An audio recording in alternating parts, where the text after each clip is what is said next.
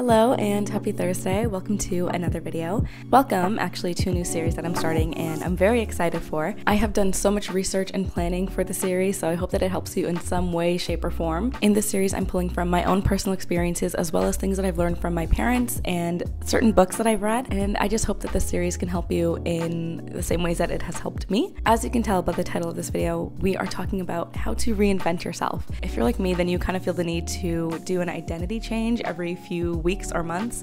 I feel like I go through that period a lot. This is going to be a 7-part series and I'm very, very excited to share it with you all. As I said, I've done a lot of research and planning. I'm going to show you, these are my notes for the series. Each different chapter is going to tackle a different aspect of defining who you are, becoming who you really want to be, as well as reinventing yourself as a whole, which I feel like is also a super fun task to do. I feel like I said, always like reinventing myself and changing myself. And I think that's just because, you know, naturally we always are changing as humans. Anyways, enough of that. Let's actually get into how to reinvent yourself.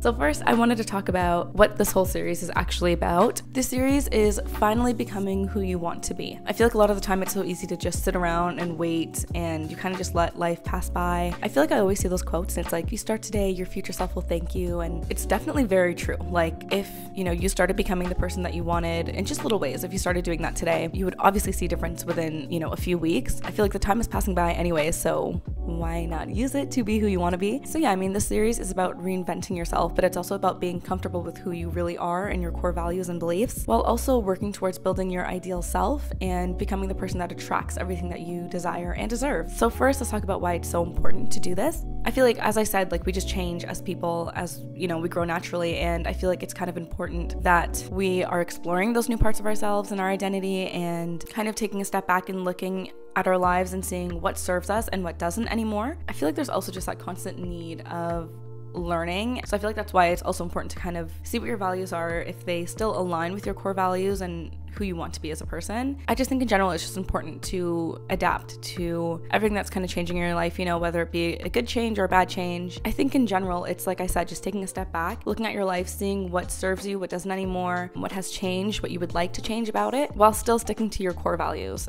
or changing them if, you know, they don't align with you anymore. But more importantly, it's discovering why it's important to you. You know, I feel like I said, I love doing identity changes, or I feel like the need to do it every so often, and I feel like sometimes I'll do it just because I'm like, oh, I don't really like myself and I'd rather be like this person. So I used to try to be like that person, for example, like a social butterfly. And I know I've talked about this in a few of my other videos, but it's like, I'll try to be a social butterfly or be more badass or whatever. And I'm like, I try, but then I just get frustrated because I'm like, that's just not me. Like I'm not a social butterfly. I'm not a badass per se, you know. I think you can definitely have traits of those things. Like I can be social in the right setting. I can have traits of a badass, whatever that meant to me when I was like 16 and wanted to be cool. So let's just get into how to actually reinvent yourself. First, I think it's important to ask yourself these questions. The first thing that I like to do, and I did this when I was younger with my dad, he made me write down a list of 50 things I wanted to do in my life. With 0 limitations, what are 50 things you would do? For example, I think on that list I wrote like be in a movie with Jeffrey Dean Morgan and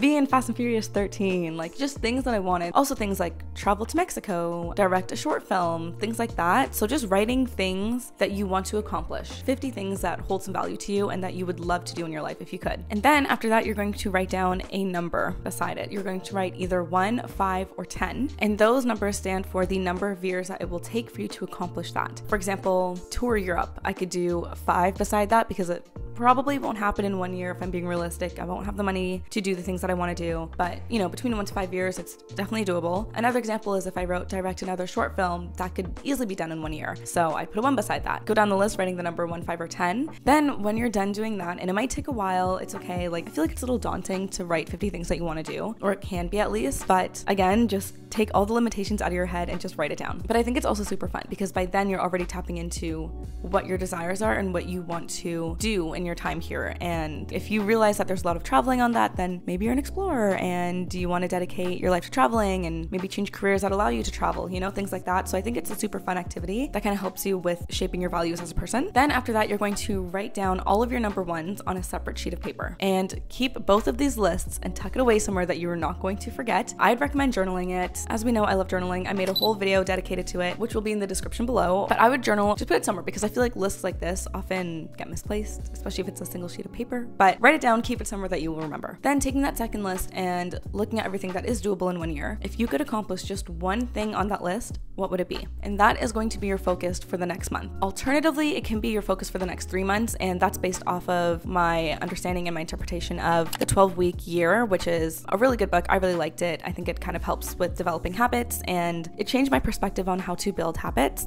which is why I really like that book. But yeah, so that will be your focus for the next 1 to 3 months, depending on how you like to organize yourself. We're gonna say 1 month, because I feel like if you put a 1 month limit on it, you're more likely to actually accomplish it, because you're like, oh my gosh, 4 weeks is not a lot of time. Like 28 days to do something on your list, depending on what it is, might be a little harder. Like we're gonna do the example of doing a short film, you know? So if you have 1 month to do this short film, that would mean that you'd have to have your crew list ready, your script ready, revised, prop list, shooting list, you know, actors casted, budget would have to be done, location set, which is definitely doable in 1 month. So I think if you put that 1 limit time frame on yourself and you hold yourself accountable, it's definitely doable. Because when you have that one goal that you're trying to achieve, it's way easier to kind of schedule your day out. You know, if you're working a 9 to 5, you can come home, relax, you know, do your chores that you have to do, cook, clean, whatever. And if all you have is 30 minutes to work on that goal, at least you're still working on it. And then maybe on the weekend, you can spend 2 to 3 hours on it. So giving that timeline and holding yourself accountable is really important. I feel like it's so easy to not hold yourself accountable and to not be consistent with yourself. Another way to look at it is as if you're doing it for a friend, which, you know, you are your best friend, but it's like, obviously you're going to detach yourself from that position. Like if your boss asked you to do that within 2 weeks, you'd get it done. But when it comes to yourself, it's a lot harder. So over the course of the series, we're also going to learn how to take accountability and build consistency, which I know is hard. Sometimes motivation isn't enough. Like you just have to do it. There's no other way to say it. Just got to do it. Hold yourself accountable.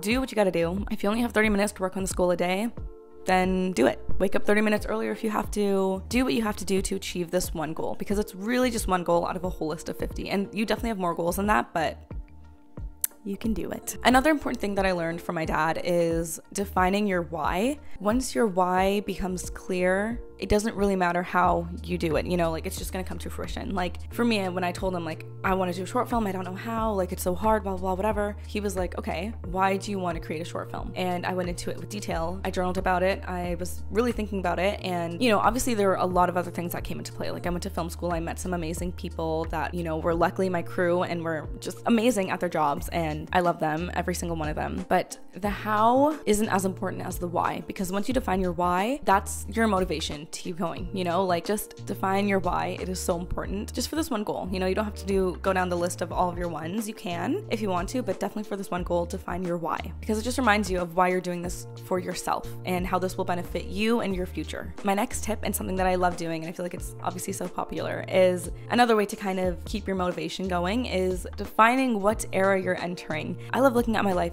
in chapters. I don't know why. Maybe I was just a book nerd when I was a kid, but I just feel like having different chapters of your life is so fun, and kind of like designing your character, things like that. I think it kind of helps me look at life in a more fun way. But figuring out what era you're in is so fun. Some examples would be like in my I don't know how but I will era, or I'm in my healing era, currently in my self-love era. For me, the era that I am entering is I am in my showing up for myself era. That is really important to me because I feel like I've always wanted to be consistent, but I just always fall off. And you know, I can blame that on a lot of things, but it just comes down to me not being there for myself and not trusting myself. And I really want to change that. I want to be consistent because there's so many things that I want to accomplish and I just don't, because, you know, of my lack of consistency. So figure out what era you're in and make it fun and something that you look forward to. So yeah, I'm personally in my showing up for myself era. The next chapter is to define your higher self. This is actually going to be touched upon in the next video, a lot more in depth. But in short though, when I talk about my higher self, I'm really talking about everything that you want to do and be. Who is your ideal self? Like if you were at your peak right now, what would that look like for you? What would your day in and day out look like? How would your schedule be? How would you eat? How would you take care of your body? Would you be exercising every day? Would you be exercising maybe 2 to 3 times a week? It's really just seeing the potential in yourself and holding yourself to that high regard. Like if I was at my optimal self,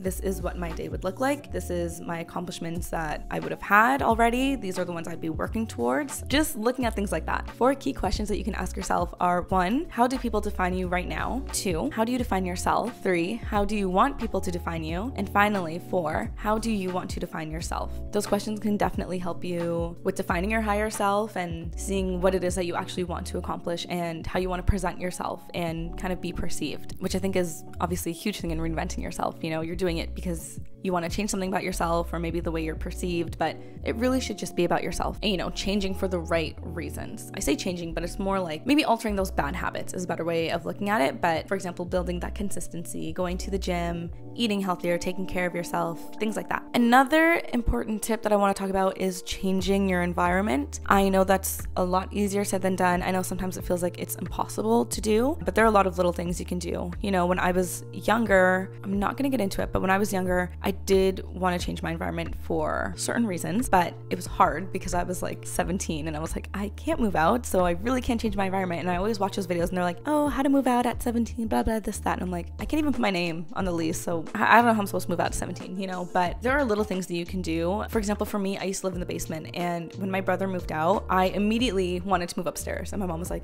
yeah, for sure. Because for one, there was a window, you know, I had no sunlight down there, and I grew up on sunlight. Like in my old house, I had 3 huge windows, so I'd wake up with the sun. I was waking up at like 8 a.m. I'd go to sleep with the sun. It was just always so bright. It was always warm. It was just a pretty room. Okay, it was the perfect room for me because of the sunlight and the warmth and the way I decorated it, everything. And then we moved to this house and I wanted the basement. So I was like, oh my gosh, it's gonna be so fun because I have the whole basement to myself. I'm like, I'll have like 3 rooms. It's gonna feel like a little mini apartment. And I still love the basement. My parents, you know, renovated it and it was amazing. It was gorgeous. But I was so unhappy down there because one, I was isolated because everyone was up here. And even my cats were like barely down there unless it was like the middle of the night, so at least I wasn't lonely then. But I don't know, it was just lonely. There was no sun. My mental health was complete shit when I was down there. It was just terrible. So as soon as my brother moved out, I moved up here and my mental health has been so much better. Like literally my first week moving up here, I started reading again, I started journaling again. Like I was like, oh, maybe I did just need the sun. Like, but obviously if you can't do room change like that, because I just got really lucky with that one, put some posters on your wall if you can. I know my mom is very strict about posters. She was like, I don't want anything on the walls. I don't want anything marking them, damaging them, which is completely fair. I would literally have to like beg her. I was like, okay, what if I use like dullest tape? I'm like, what if I use the non-stickiest tape I can find and put it on my wall? And she's like, you can put a few posters. I didn't get it because I was like, you're not even in my room. It's my room. But anyways, who am I to argue with my mom? So I was like, all right. I slowly started putting more posters up. I don't even have that many right now. I feel like I want more. Like my room is so plain. But anyways, if you can't put posters on your wall, put them on the inside of your closet door. Yeah, you can put like quotes up there that inspire you and no one's gonna see them because it's, you know, your closet door. It's not gonna be open all the time. But yeah, decorating your room if you can. If you can't, at least keep it tidy. Definitely keep it tidy and organized. I struggle with this. I'm not gonna lie. Sometimes I just get like a spur and I'm like, okay, it's time to clean. But most of the time, not dirty, it's just messy. You know, tidy space, tidy mind. You just feel better in a clean room. But I understand it's hard sometimes. But just set aside time to clean your room. Even if it's just like 5 minutes a day, that's what I used to do. My mom was like, just clean your room 5-10 minutes a day and it'll be clean within like a week. And I was like, oh, that's true. For me personally, once I started cleaning for the 5 minutes, I was like, I might as well just do this. Oh, I might as well just finish this. Then it just got clean within like 20 minutes. And I was like, oh, that's all. You can put on some music, put on a video, just do it. If you're gonna be sitting in bed watching a video, just play the video and just do your room, you know? And if you can't change your environment in terms of doing that, try to get out of the house more, even if it's just going to a cafe, journaling there, bring your laptop. You can even watch a video in a cafe. No one cares. No one's watching you, you know? And just try to get out of the house more, especially now that it's summer. But yeah, change your environment if you can and in the little ways that you can do it. And my final tip in reinventing yourself, in this first part at least, is changing the way that you speak to yourself. It's so easy to just bring yourself down all the time. And this is something that I'm still, you know, dealing with and working on, but I've definitely improved a lot. When I was younger, like I said, I was such an introvert and I still am. Like I'm a huge introvert, but when I was younger, I would beat myself up about it all the time. I feel like I talked about this in another video, but I used to say this thing to me that was so terrible and so mean, you know, because I was so shy and awkward. I didn't know how to carry a conversation.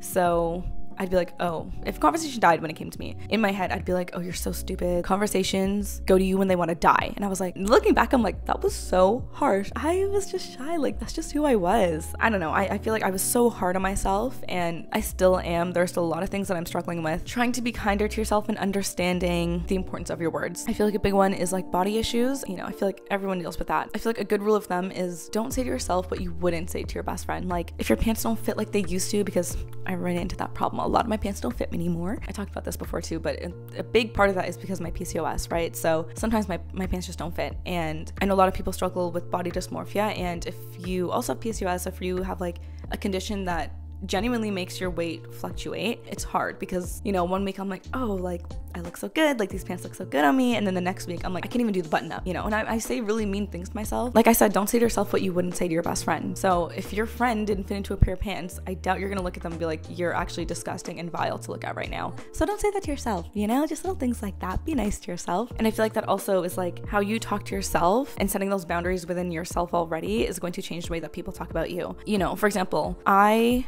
didn't like when people told me to shut up, like even if it was a joke, like, you know, people are like, oh, shut up, you're so funny. I personally just don't like it. I think it's really disrespectful. I know it's a joke. I don't care if I hear people say that to each other, like I'm not like, you know, offended by that, but when they would say it to me, and I think that stems from, I'm like therapizing myself right now, but that stems from when I was younger and being such a pushover and letting people walk all over me, talk all over me all the time, that it came to a point when I was like, I'm not doing this anymore. Like I will not shut up. I will say what I want when, you know, it's necessary. I think that's a big reason as to why I don't like when people tell me to shut up, and everyone else, all my friends and family know that. Just setting those boundaries. If you already said it with yourself, I am not letting myself talk badly about myself. You're not gonna let other people talk to you like that, because if you hold yourself to that standard, then obviously everyone else in your life, they have to live up to that standard if they want to continue to be in your life, you know. So yeah, respect yourself, treat yourself kindly, speak to yourself kindly.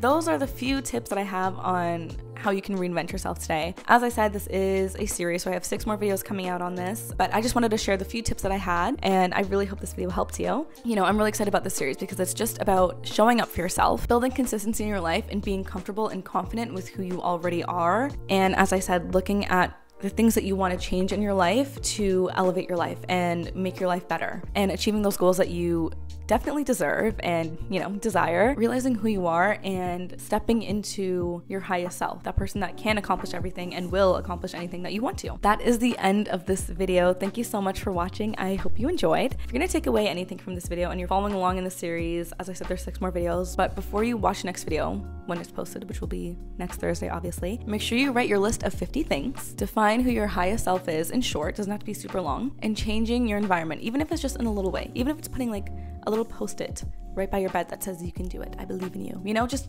something small. That concludes this first video. I really hope you liked it. I hope that it helped you in some way. Yeah, and I hope you take what I said in this video to heart and that you apply it, and that it really helps you in achieving the goals that you deserve and desire. That is all from me for now. I will see you in next week's video. I hope you have an amazing day. Happy Thursday, and I'll see you next week.